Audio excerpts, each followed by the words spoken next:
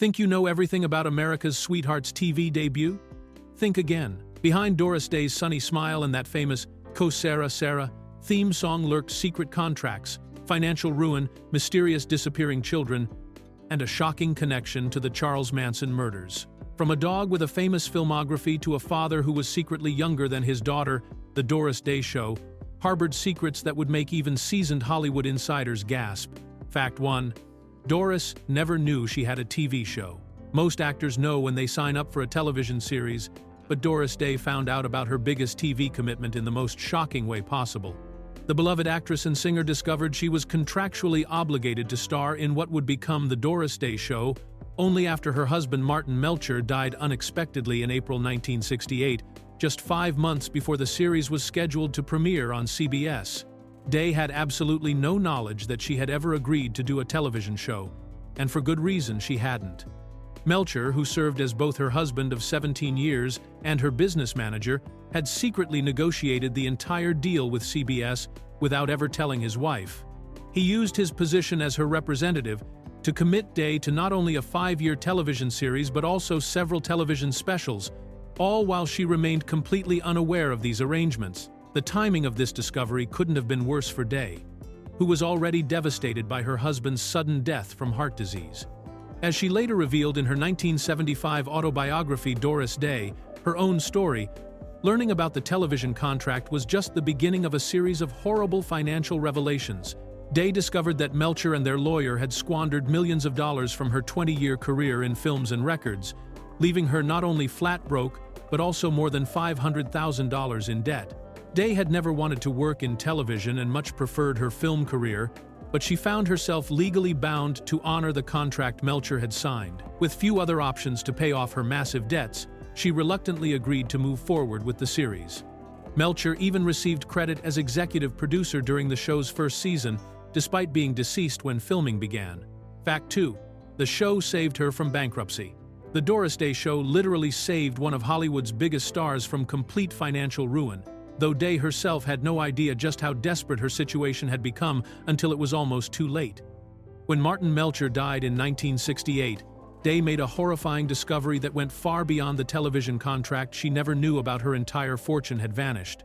Melcher and their longtime lawyer and financial advisor Jerome Bernard Rosenthal had systematically squandered every penny Day had earned during her incredibly successful 20-year career in films and music. We're talking about millions of dollars that had simply disappeared through bad investments and questionable financial decisions made entirely without Day's knowledge or consent. Even worse, Day wasn't just broke, she was drowning in debt to the tune of more than $500,000, which would be equivalent to several $1 million in today's money. Rosenthal had been handling Day's finances since 1949, when he first represented her during her divorce from her second husband. For nearly 2 decades, she had trusted him completely with her money while she focused on her career. Day later filed a lawsuit against Rosenthal in February 1969 and eventually won a successful decision in 1974, though she didn't receive any compensation until a settlement was finally reached in 1979. The CBS television contract that Melcher had secretly negotiated suddenly became Day's only lifeline. Despite her deep reluctance to work in television and her preference for films, the show represented her sole opportunity to earn the steady income needed to pay off her crushing debts. Day's son, Terry Melcher, who became the show's executive producer, encouraged his mother to see the series through its full run because several years of television work would completely wipe out her debts and restore her financial security. Fact 3. Her father was younger than her. One of the most bizarre casting decisions in television history happened right under viewers' noses on the Doris Day Show, and most people never realized it. Denver Pyle, who played Doris Day's wise, elderly father Buck Webb during the first 2 seasons of the show, was actually only 2 years older than the actress who was supposed to be his daughter. The math is pretty shocking when you break it down. Denver Pyle was born on May 11, 1920, in Bethune, Colorado, while Doris Day was born on April 3, 1922, in Cincinnati, Ohio. This means that in real life, Pyle was barely old enough to be Day's older brother, let alone her father, who had supposedly raised her from childhood and was now helping her manage a ranch while caring for her 2 young sons. What makes this casting choice even more unusual is how convincing Pyle was in the role. He had a natural ability to portray gruff, demanding father figures, often with a touch of comic relief, which he had perfected in numerous Western films and television shows throughout his career. Pyle's weathered appearance and natural gravitas made him seem much older than his actual age, which helped sell the illusion that he could be Day's parent. In a 1968 interview, Pyle revealed that he based his acting performance as Buck Webb on his own father's personality, which perhaps explains why the father-daughter dynamic felt so authentic despite the age discrepancy. Pyle went on to become famous for playing other iconic father figures, including Uncle Jesse Duke in The Dukes of Hazzard, where he was actually age-appropriate for the role. After leaving the Doris Day Show as a regular cast member, Pyle remained with the production behind the scenes, directing 10 episodes throughout the series' run, proving that his talents extended far beyond just acting the part of an improbably young father. Fact 4. The Charles Manson Connection.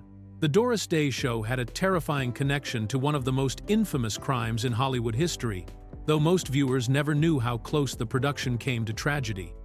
Terry Melcher, Doris Day's son and the show's executive producer, had developed a dangerous relationship with cult leader Charles Manson, who was desperately seeking a recording contract in the late 1960s. Melcher was a successful music producer who had worked with major acts like the Byrds and Paul Revere and the Raiders, making him an attractive target for Manson's musical ambitions. Through Beach Boys drummer Dennis Wilson, Melcher met Manson and even considered signing him to a record deal.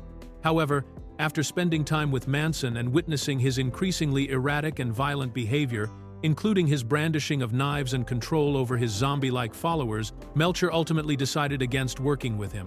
What makes this story truly chilling is that Melcher was living in a house on Cielo Drive in Benedict Canyon at the time he was meeting with Manson.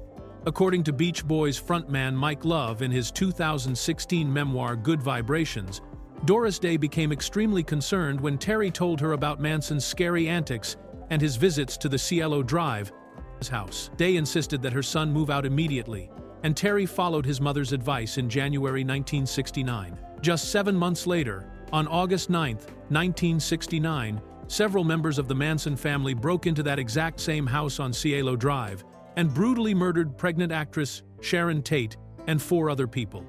During Manson's murder trial, prosecutors argued that Melcher's rejection of Manson and refusal to sign him to a recording deal was part of the motive for the murders. They also suggested that Manson believed Melcher still lived in the house and was specifically targeting him. Love wrote that the move was no accident and that a mother's intuition may have saved Terry's life. Fact 5. The show completely reinvented itself every season. The Doris Day Show holds a unique place in television history for basically becoming an entirely different series every single season, making it almost impossible for viewers to know what they were going to get from one year to the next. No other sitcom in TV history has undergone such dramatic format and cast changes while keeping the same title and main character, creating what essentially amounted to 5 different shows starring the same person. The transformations were so extreme that by the time the 4th season rolled around in 1971, the show had completely abandoned its original premise. Doris Martin's 2 young sons, Billy and Toby, who had been central characters for the first 3 seasons, simply vanished from the series without any explanation whatsoever. The writers never addressed where the children went, never mentioned them in dialogue, and never showed them again, leaving viewers to wonder if they had somehow imagined that Doris had ever been a mother at all. This wasn't just a minor character adjustment, it was a complete personality makeover for the main character. Doris Martin went from being a widowed mother living on a rural ranch to a swinging single-career woman living in San Francisco, and the show acted as if her previous life had never existed. Along with the children, her father Buck Webb, the family dog Lord Nelson, the ranch hands, and virtually every other cast member disappeared as well, replaced by an entirely new supporting cast and workplace setting. The drastic changes were largely driven by CBS's shifting programming philosophy in the early 1970s, when the network was canceling many rural-based and family-oriented programs in favor of more urban, sophisticated, adult-oriented shows. The network was trying to compete with the success of the Mary Tyler Moore Show, which had premiered the year before, and established a new template for modern working women on television. However, unlike Mary Tyler Moore, the Doris Day Show never quite found its footing with these constant reinventions. Fact 6. McLean Stevenson left for Mass times H. Glory.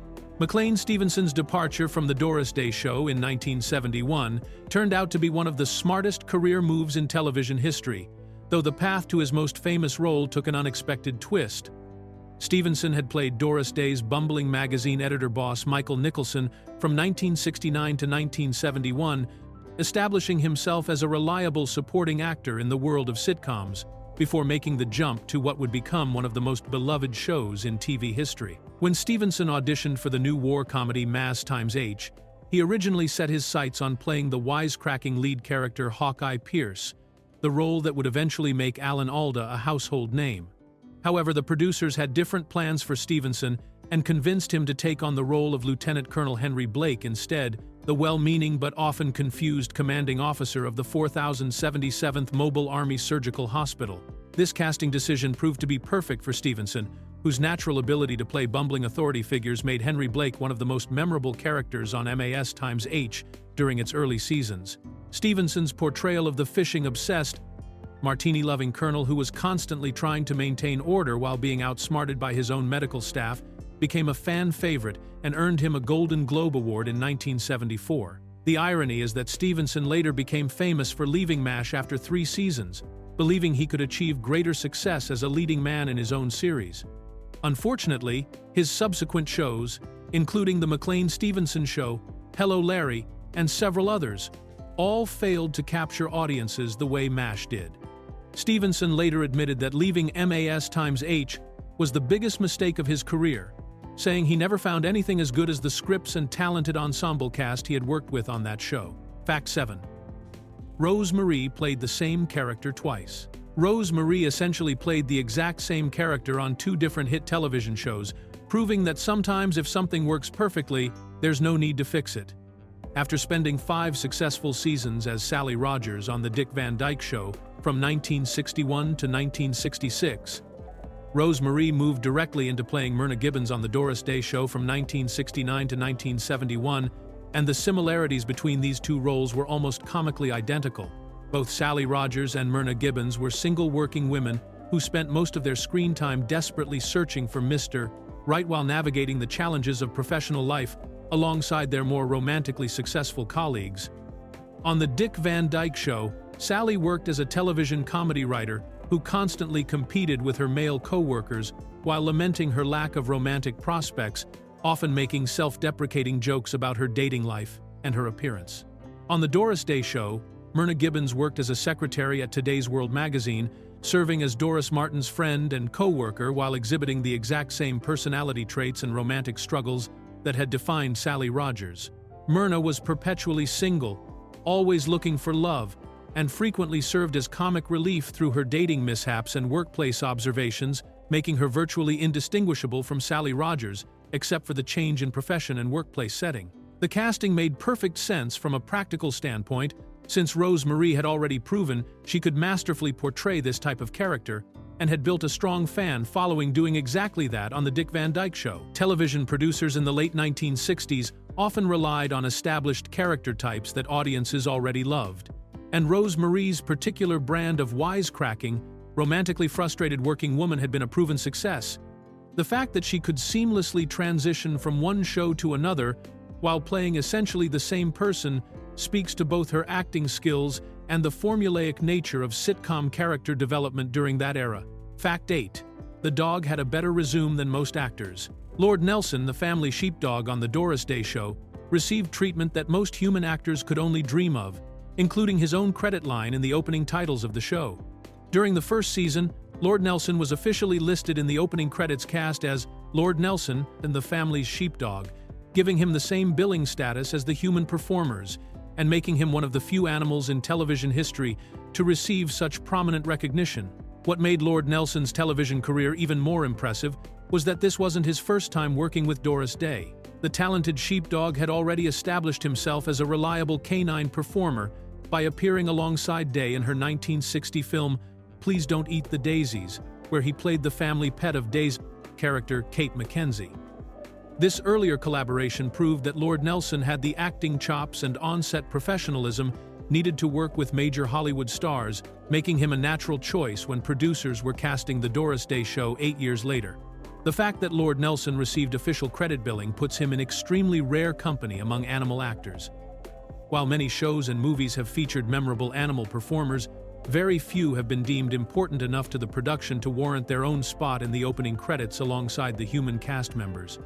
This level of recognition typically required an animal to be not just well-trained, but also charismatic enough to contribute meaningfully to the show's appeal and storytelling. Lord Nelson's presence on the show was particularly important during the rural ranch-based early seasons, where his sheepdog instincts and farm setting made perfect sense for the storylines. However, as the show evolved and moved away from the farm setting, Lord Nelson's appearances became less frequent, and he was eventually dropped from the opening credits entirely, though he continued to appear uncredited in various episodes throughout the series' run. Fact 9. Denver Pyle became a secret director. Denver Pyle pulled off one of the most impressive career transitions in television history by seamlessly moving from being a main character on the Doris Day Show to becoming one of its most important behind-the-scenes contributors. After his character Buck Webb was written out as a regular cast member following the second season, Pyle didn't simply walk away from the production. Instead, he stayed on with the show in a completely different capacity that most viewers never knew about. Pyle stepped behind the camera and became a frequent episode director for the Doris Day Show, ultimately directing 10 episodes throughout the series' remaining seasons. This transition from actor to director was relatively uncommon in television during the late 1960s and early 1970s, when most actors were expected to stick to performing and leave the technical aspects of production to specialized crew members. What made Pyle's directing work even more remarkable was that he was simultaneously building his directing resume on other major television productions. During the same period he was directing episodes of the Doris Day Show, Pyle was also directing episodes of the popular Western series Death Valley Days, where he directed 10 episodes, demonstrating his versatility in handling different types of television programming. Pyle's directing skills would prove to be a valuable asset throughout his career, and he eventually became known as much for his work behind the camera as for his acting performances. Later in his career, when he starred as Uncle Jesse Duke in The Dukes of Hazzard, Pyle again took on directing duties, helming 12 episodes of that series as well. His ability to understand both the creative and technical aspects of television production from an actor's perspective made him particularly effective at directing other performers, since he could relate to the challenges they faced while also maintaining the broader vision needed to create compelling episodes. Fact 10. The Green Acres housekeeper connection.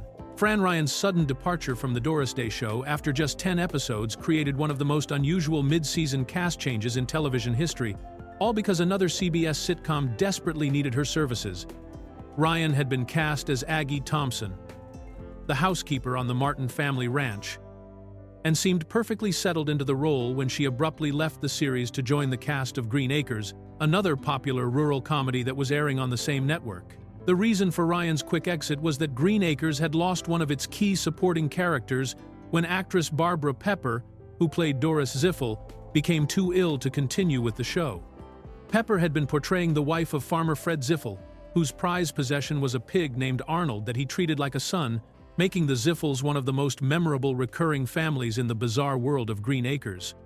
When Pepper could no longer perform the role, the producers needed an experienced character actress who could step in and maintain the quirky chemistry that made the Ziffel family so entertaining. Ryan was considered perfect for the replacement role because she had already proven her ability to play rural characters and had the right comedic timing to fit into the surreal humor that defined Green Acres. However, her departure from the Doris Day Show was handled in the most casual way possible.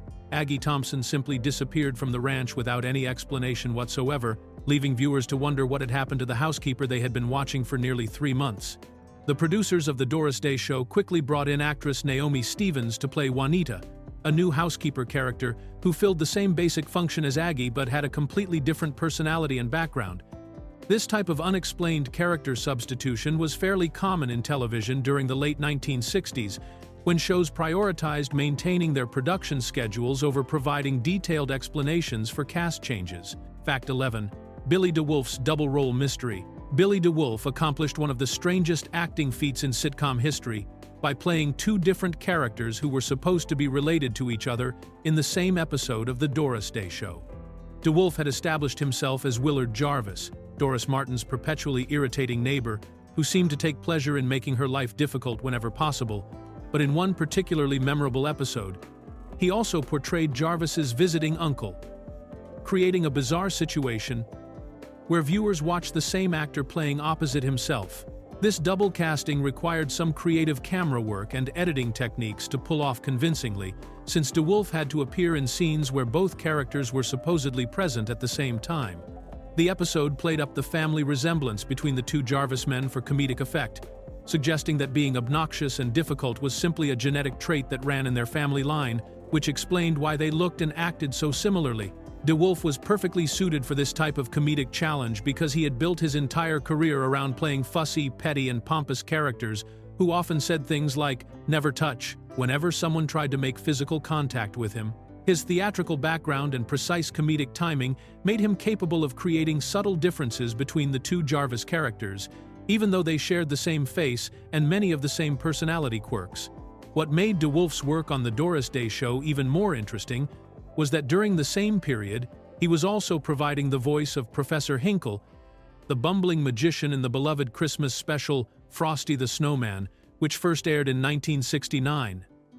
Many viewers of the Doris Day Show had no idea that the actor who played the annoying Mr.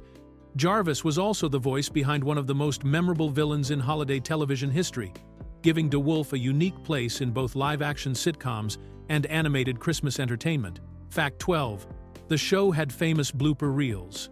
The Doris Day Show produced some of the most entertaining blooper reels in television history, capturing behind-the-scenes moments that were often funnier than the actual scripted episodes. These outtakes became legendary among cast and crew members, showcasing Doris Day's natural sense of humor and her ability to laugh at herself when things went wrong during filming, which happened more often than viewers might expect. The most famous blooper involved a wardrobe malfunction that occurred during filming when Day sat down and the buttons on her shirt suddenly popped open, creating an unexpected and embarrassing moment that was caught on camera. What made this blooper particularly memorable was Billy DeWolf's reaction. The proper and fussy actor immediately shielded his eyes with his hands and walked away from the scene in a gesture that was both gentlemanly and hilariously in character, even though they weren't actually filming a scripted moment. Another classic blooper showed Day missing her cue to begin a scene while filming an outdoor sequence. The director called out, "Doris!"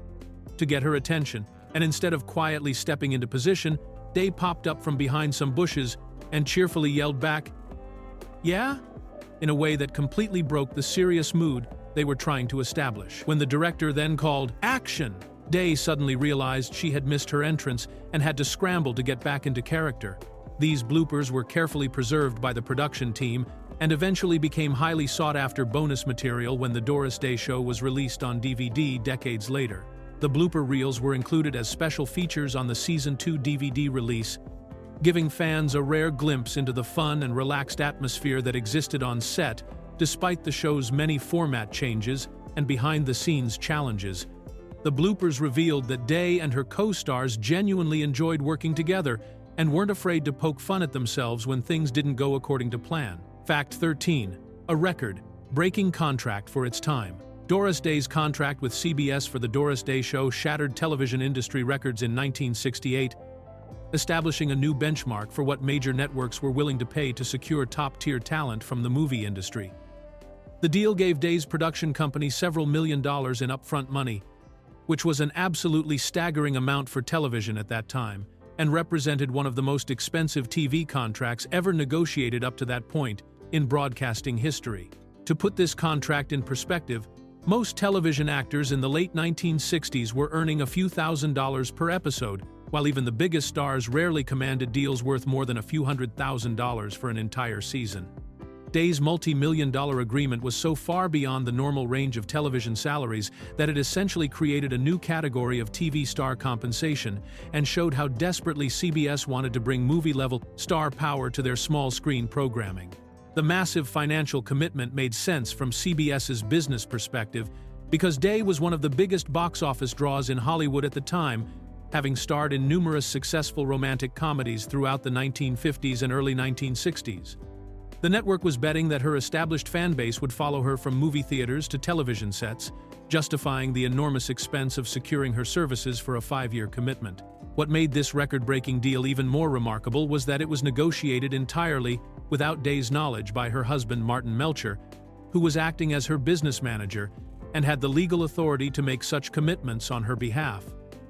The contract included not only the television series but also several television specials, creating a comprehensive entertainment package that would keep Day working exclusively for CBS for the foreseeable future and ensuring that the network would get maximum value from their unprecedented investment in her star power. Fact 14.